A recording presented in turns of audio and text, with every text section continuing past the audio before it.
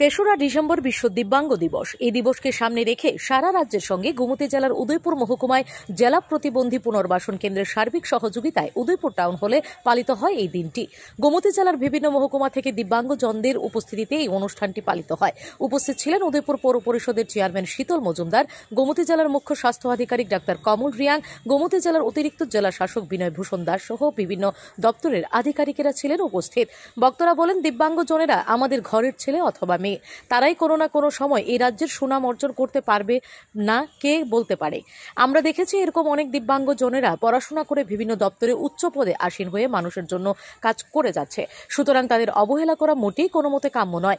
প্রত্যেকেই দিব্যাঙ্গজনদের পাশে থেকে তাদের পাশে দাঁড়ানোর জন্য আহ্বান জানানো হয়। শেষে বিভিন্ন দিব্যাঙ্গজনদের হাতে তুলে দেওয়া হয় বিভিন্ন সামগ্রী।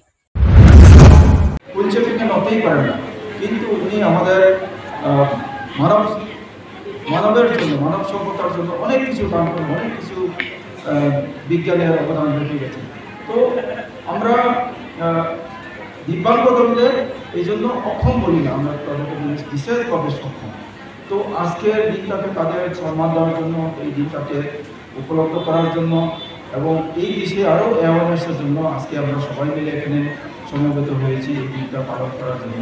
তো এখানে আপনাদের আমি আবার সবাইকে, বিশেষ করে আমাদের যে অতিথি বর্গ আছে তাদেরকে অভিনন্দন জানাই এবং ওয়েলকাম জানাই।